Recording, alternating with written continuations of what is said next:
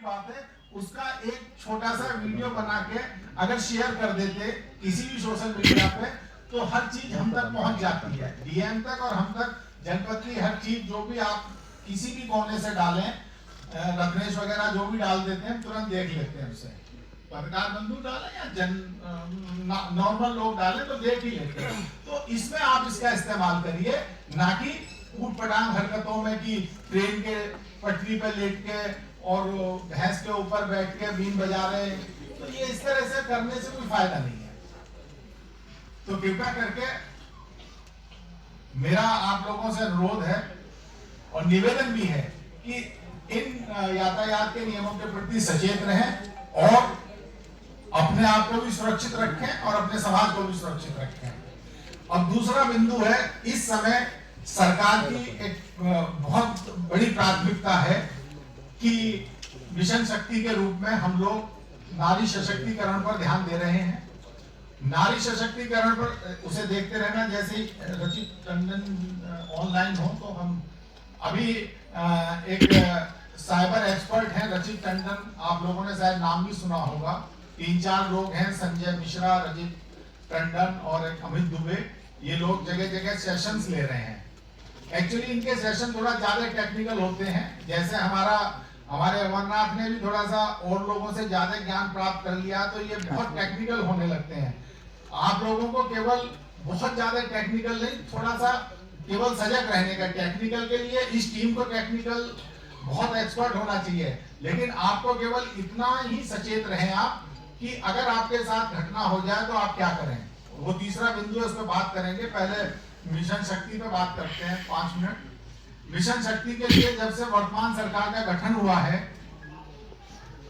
माननीय मुख्यमंत्री जी के नेतृत्व में, आप सभी जानते हैं कि लगातार महिला सशक्तिकरण के लिए प्रयास चल रहा है, उनके सम्मान के लिए, उनकी सुरक्षा और स्वावलंबन के लिए।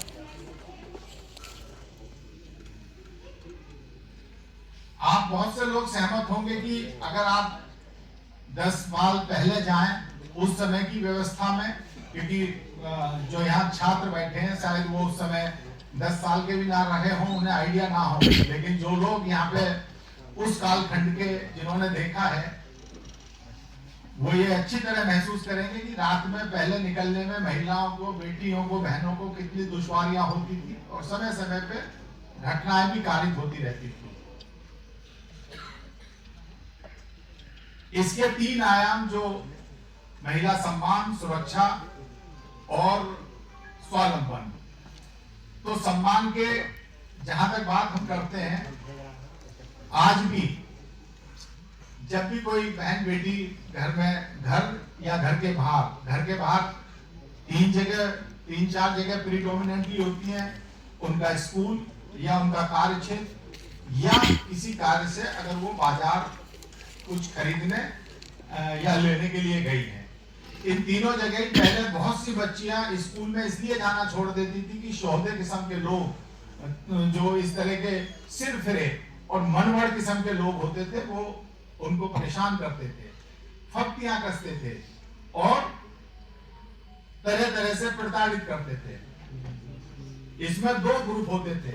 एक तो महिला का उत्पीड़न घर पे होता था, जो घर पे जो महिलाओं का उत्पीड़न होता था उसमें महिला की सबसे बड़ी दुश्मन महिला ही निकलती थी।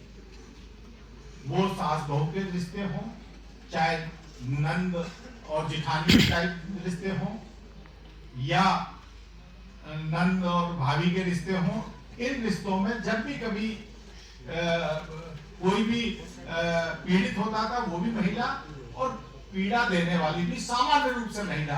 किसी भी घर में हमने ये शिकायत बहुत कम सुनी है कि साहब ससुर ने कोई मारपीट की या कुछ किया। जो भी आरोप लगते हैं उसका एक सामाजिक कारण ज्यादा है, लेकिन इस पर विचार करने की जरूरत है। हम लोगों को अपने घर को सही रखना चाहिए, उसका माहौल ऐसा रखना चाहिए कि वहां जब भाई जो बेटी आपके यहाँ बेटी के रूप में जन्म लिया है, वो किसी ना किसी घर में बहू बन के जाएगी, लेकिन बहू और बेटी में जहां फर्क होने लगता है वहां इस सामाजिक बुराई का जन्म होने लगता है। तो कृपया करके इसके लिए बहुत जरूरी है कि हम अपनी बच्चियों को एक ऐसा माहौल दें, अगर आधी आबादी की बात करते हैं तो उन्हें बराबर के अधिकार देने ही होंगे। बराबर की वो शिक्षा हो, चाहे उन्हें अन्य प्रकार के उनकी अधिकार हो, वो निश्चित रूप से हमें उनमें कोई भेदभाव नहीं रखना पड़ेगा। अब से पहले भेदभाव इतना था, अगर याद हो कि 2014 में जब माननीय प्रधानमंत्री जी के नेतृत्व में सरकार का गठन हुआ था, तो इस देश के कुछ राज्यों में जो जेंडर रेशो था वो बहुत ज्यादा बिगड़ चुका था। जो आज नेशनल लेवल पे 334-335 फीमेल पर 1000 मेल है,